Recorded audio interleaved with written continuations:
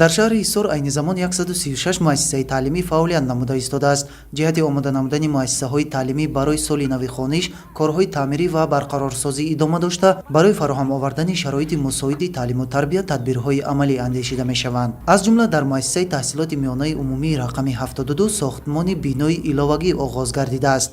Биное ки то ин замон хонандагон дар он таҳсил мекарданд, солҳои 40-уми қарни гузашта сохта шуда, баъди истифодаи солҳои зиёд ба азнавсозӣ ниёз пайдо кардааст. бинои нав тибқи лоиҳа дуошёна сохта мешавад ки аз 8 синфхона ва 2 утоқи корӣ барои омӯзгорон иборат аст. дар бунёди бинои нави ин муассисаи таълимӣ мақомоти маҳаллӣ, соҳибкорон ва сокинони деҳа саҳми худро гузошта истоданд, ки ин аз ҳамбастагӣ ва якдиливу якмаромии онҳо дар ободонии маҳал манша мегирад.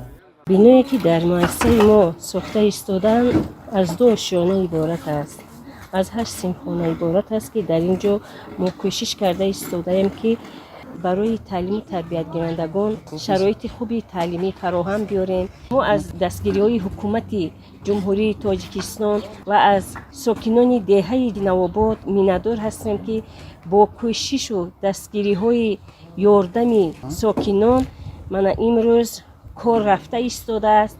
дар муассисаи таҳсилоти миёнаи умумии рақами 53 корҳои таъмирии ҷараён дошта, айни замон бо саҳми сокинони саховатпеша 10 тиреза барои синфхона ва 1 дар харидорӣ гардида, васлу насби он идома дорад. тавре масъулини муассисаи таълимӣ қайд намуданд, дар соли хониши 2023-2024 шумораи хонандагон 700 нафарро ташкил медод ва раванди афзоиши аҳолӣ боис бар он гардидааст ки норасоии ҷойи нишаст барои хонандагон ҷой дорад. ҷиҳати рафъи ин мушкилӣ барои бунёди бинои иловагӣ дар назди муассиса корҳои лоиҳакашӣ ҷараён дошта, рӯзҳои наздик сохтмонаш оғоз мегардад.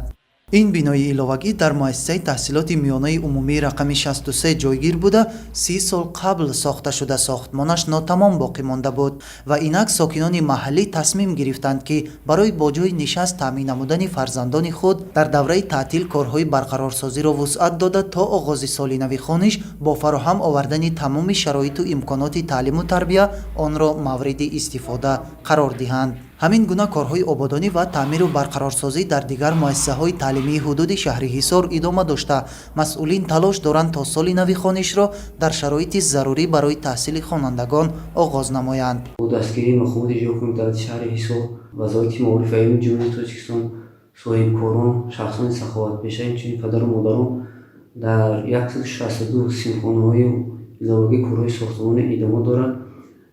бахшида ба 35 солаги истиқлоли давлати ҷумҳурии Тоҷикистон ва дар моҳи сентябри оғози соли нави хониш 43 адад синфхонаҳои таълимӣ мавриди баҳрабардорӣ қарор дода мешавад.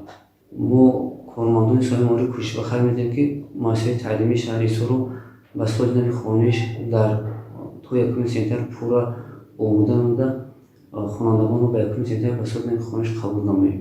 дар пайравӣ ба иқдомҳои созанда ва татбиқи сиёсати маорифпарваронаи роҳбари давлат, аҳли маорифчиёни шаҳри ҳисор дар самти бунёду ба истифода додани биноҳои нави таълимӣ ва сифатан хуб ба роҳ мондани раванди таълим тадбирандешӣ намуда, дар ҳамкорӣ бо сокинону соҳибкорон корҳои ободониро вусъат медиҳанд.